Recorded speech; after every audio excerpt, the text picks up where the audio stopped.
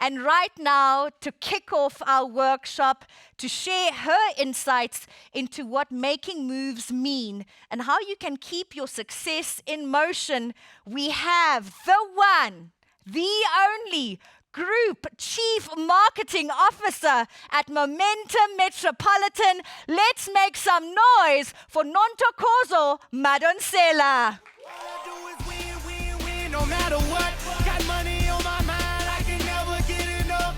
And every time I step up in the field, hello, lovely lady. Hands go up. So good to and see they you there. always. And they stay there.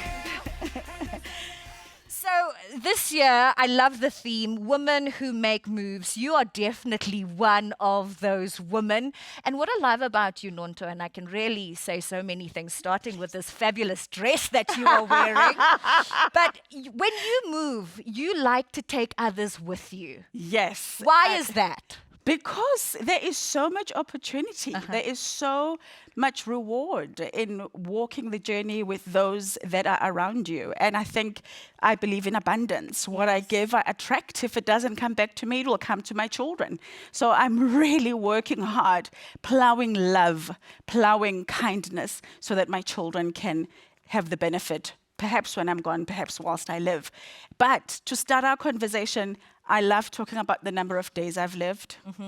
And because it's a gift, right? I have lived 16,654 days. Born on the 10th of January, 1978, guys. That's the number of days I've lived, of life. And for me, this became so important with COVID because COVID made death feel so near. And this whole thing of being present and being grateful, because nobody guarantees you've got tomorrow. So I just want to encourage guests here and whoever is watching on the platform, count the number of days, breathe, and feel grateful. How many days have you lived? Thank you so much for asking me that question last night. I remember us doing this last year as well. Yeah. And every time we do it, it's such a beautiful reminder, like you said, of the incredible gift that is life. So I have got such a cute number, 12121. No. 12,121 Go play the lotto today. days. That is so amazing. Yeah, so grateful that you've given us that day here with us. I want to talk about how I deal with my internal struggles. Every year we do She Owns a Success. I say to the team, I've got to go just reflect, be in the garden and feel what's going on inside of me. So I deal with internal struggles, right? To make moves, you've got to silence that voice inside of your head, and you've got to find ways to cope and deal with yourself. So the first one is about knowing purpose. You're going to hear Jeanette talk about purpose. We talk about purpose often. And for me, the way I got to know my purpose was to ask people around me, to ask people I've mentored, coached, colleagues, what I give them through the interactions we have. And it's frightening to say you know your purpose, because it feels like you made a phone call to heaven. And like, why was I born? No. But every day you make these choices that basically begin to anchor your purpose and play back to you. The second is about making the best decision with what I know. A lot of times I get crippled with overthinking and with doubt and with looking for perfection to avoid failure.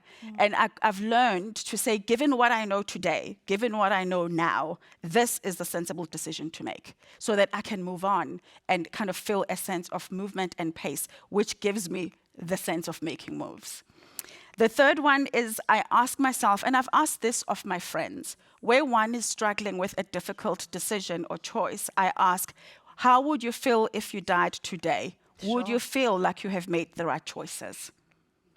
If I died today, would I feel I made the right choice to spend this time with you? What a question. And it really puts things into just perspective. kind of moves all the clutter and clarifies for you, so you can push forward and know that, yeah, actually, I'm happy to make this decision. And if I died today, this would be good.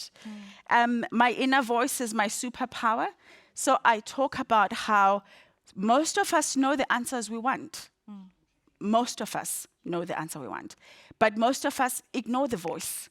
And we all think, a stranger must meet you at the Pick n Pay counter and say, ooh, thou shalt. No, that voice you were born with, and I'm convinced it's the superpower button that is within ourselves. So being able to hear yourself, understand what's going on inside of you, has been quite fundamental in helping me silence my inner voice. And Nonto, would you also say that the more we listen to that voice, Yeah. the louder, the Yeah. clearer, the more confident it becomes? Absolutely. And if you ignore it, it shrinks. And so the opposite happens.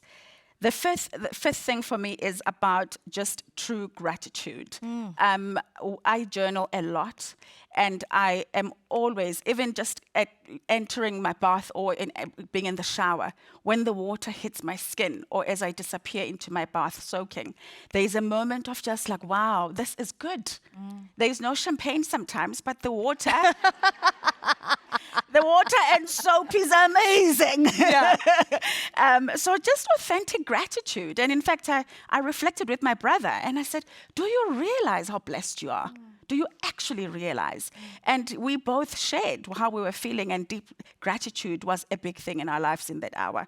And then lastly, oh God, the pain part. We all want to run away from pain. There are moments where, I talk about being divorced, and it's painful to have to retell the story of the divorce to my son, retell the story of, Mommy, who did what to whom that got you here? And also just that whole thing of, yes, it's been hard, and I'm real with my boys and real with myself, that when it feels painful, it doesn't mean I should avoid it or run away from it. But let me be grateful and take lessons learned from that pain or from that failure. I've got a good way of talking about failure now, and even in the team, we move on and we acknowledge we failed, and we take lessons from failure, and then we get on to the next thing. So these have guided me, and without wasting further time, my poem, the team knows I have a moment of poetry. That's how we know you are coming to an end of what you have to say. A gorgeous poem. My poem. So here we go. I am not my age, nor the size of clothes I wear. I am not weight or the color of my hair or the dimples in my cheeks. I am all the books I read, all the words I speak. I am my croaky morning voice and the smiles I try to hide. I'm the sweetness in my laughter and the very tear I've cried, and every tear I've cried. I'm the songs I sing loudly when I know I'm all alone.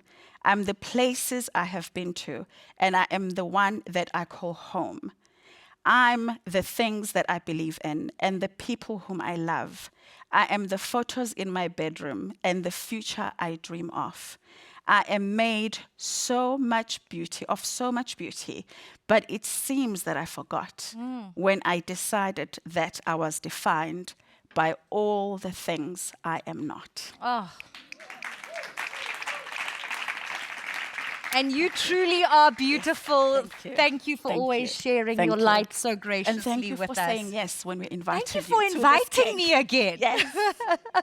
Let's give it up for Nonto.